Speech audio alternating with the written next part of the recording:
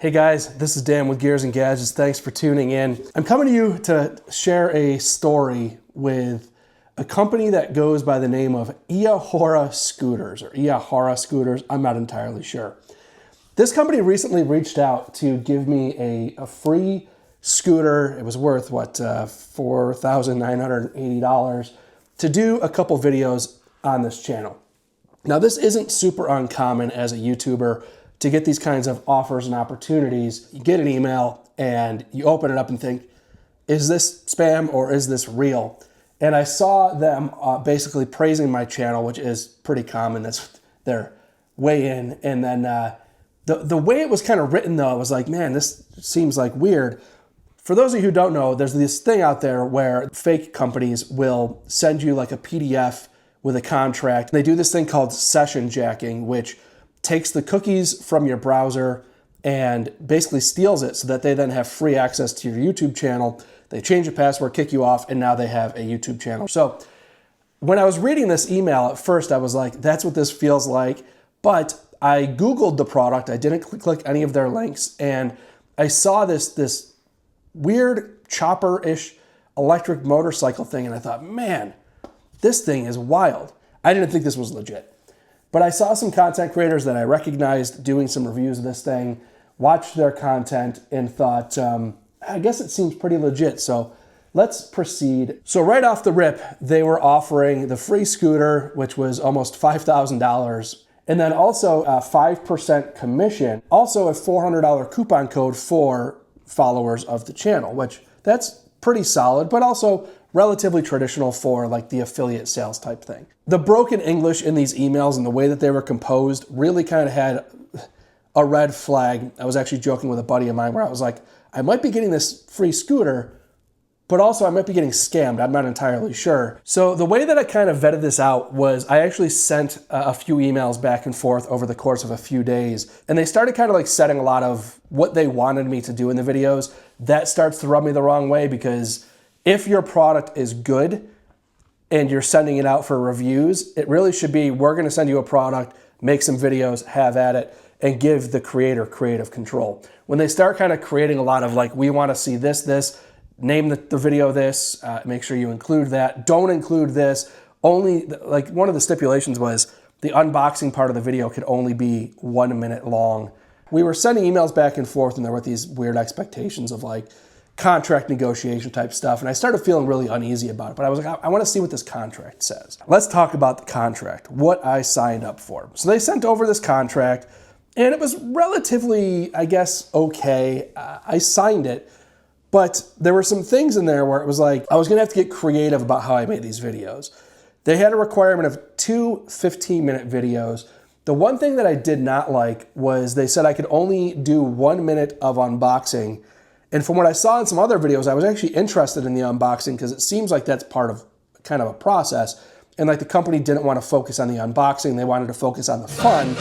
And that's where you start as a creator going like, well, what if I'm interested in the unboxing? And what if that's what I think the content should be about? Again, it starts to steer that content. So I look at this contract and I think, you guys watch my videos. You know how I review things. I'm pretty candid about my approach. I looked at it and said, I think I can still do it my way and hit the requirements of this contract, so I'll sign it, and I did. That's where the switch up comes, the changing of the terms. They all of a sudden send me this email saying, our manager has reviewed it, and they have decided that we want to put a stipulation in our contract. By the way, contract's already been signed, that your content has to hit 50,000 views in the matter of 3 months. Otherwise, you need to pay us $1,000 for the scooter.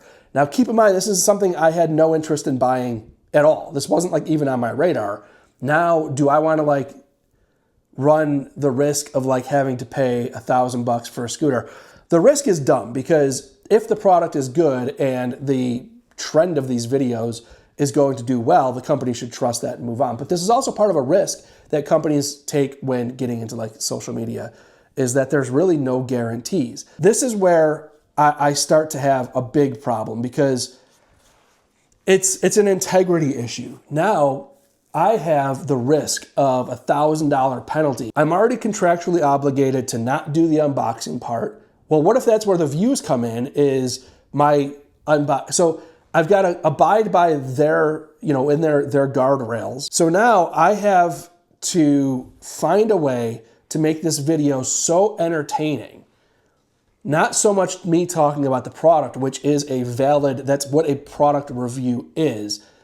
I've got to produce this content in a way that gets 50,000 views. I've made content on this EFTR Hooligan that I purchased after it was sent to me on a loaner from Indian. I love this thing. I also bought my daughter's Indian Mini EFTR because I wanted to ride with her, and my Harley Davidson, of course, I purchased that as well. I've been harsh on Harley Davidson over the past, but I've also sold a bunch of Heritages because I get comments from people that say, hey, I bought that because of your content. Forcing me to kind of have to overhype a product to get those views, otherwise potentially have to pay a penalty, makes me question any other content going forward. I am not throwing shade at anybody who has produced Eahora M1 PS content in the past, because maybe this isn't how they did business previously. Maybe the company is wanting to try to ensure more views, but this is the wrong way to go about it. This is something, in my opinion, that is just kind of a manipulation of the entire social media landscape, and also kind of a manipulation to the viewers, in my opinion. The real question, what is this Eahora M1 PS really even worth? I sent them an email. One of the things I was concerned about myself was I don't want to have to pay tariffs. Trump just hit China with 145% or whatever it is tariffs. And I said, are the consumers going to be hit with that? Is it going to be a price increase, or is there going to be any sort of import tax or anything that's going to be put on the consumer? And they said, nope, no intention of price increases. The scooter itself sells for $4,980.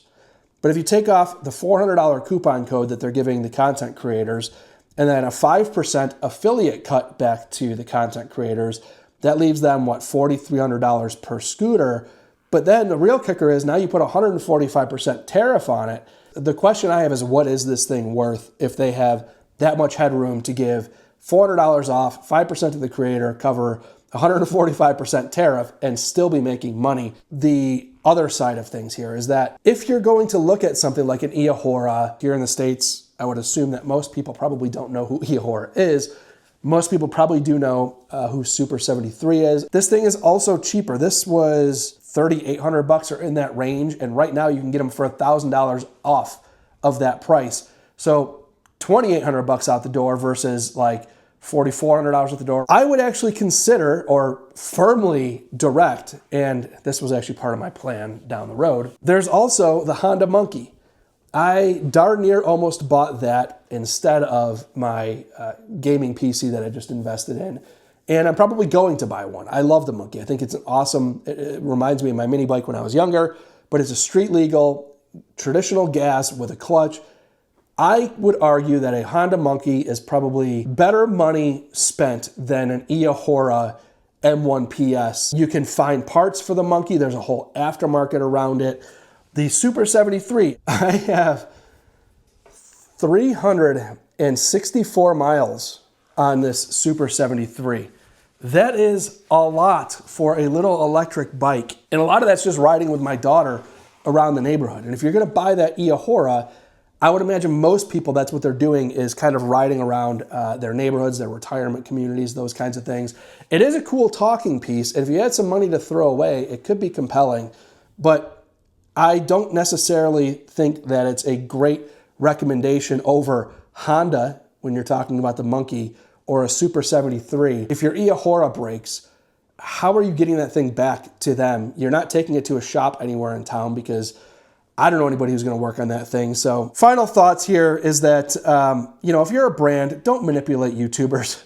It's super short-sighted. I've carved my teeth on this channel for being somebody who is trustworthy, and because I make these videos, I expect that great companies will support the channel. The good will outweigh the bad. Insta360 is a company that I have teetered on trying to get a partnership with, but I'm super hesitant, and I will only do it. I'm actually currently listed as an affiliate of theirs without ever being sponsored by them.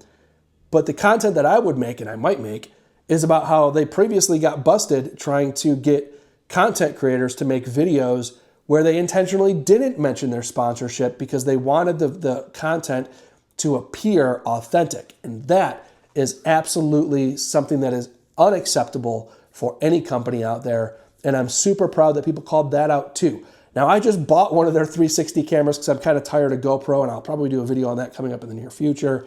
But it's important that the people who are viewing this content can trust the content creators. I felt a very particular way about Ruroc and the trust that was being exchanged over the YouTube platform when that stuff was going on. And I feel kind of the same way seeing how this contract was presented to me with Iahora, where if other content creators are making content in fear of a fine, essentially, for not hitting certain metrics, that is absolutely, inarguably going to impact the content that they put out on that product. And therefore, I say, my opinion is that the content is then corrupted. That is my opinion on Iahora. I wanted to share this story because I find it to be interesting how some of this nonsense works. Now, the only reason why I'm making this video is because Iahora breached their own contract. It makes no sense whatsoever. And you could ask yourself, well, why not just like hold them accountable to their contract that they then breached? Iahora, if you want to send this thing out because it's a great scooter, I will review it and I will do it with my honest opinion. If it's that great, send the scooter. The rest of the stuff, I'm not really all that interested with. I'm not paying you $1,000. And we'll compare it to the Super 73, maybe compare it to my Harley Davidson and see what that scooter is all about. And I'll give my honest assessment because that's what I do here on the channel. With that said, thank you guys very much for tuning in. If this is your first time tuning in, please hit that subscribe button down below. Remember, likes go a long way to help support the channel. I will see you guys tomorrow. Video a day till we hit 100K.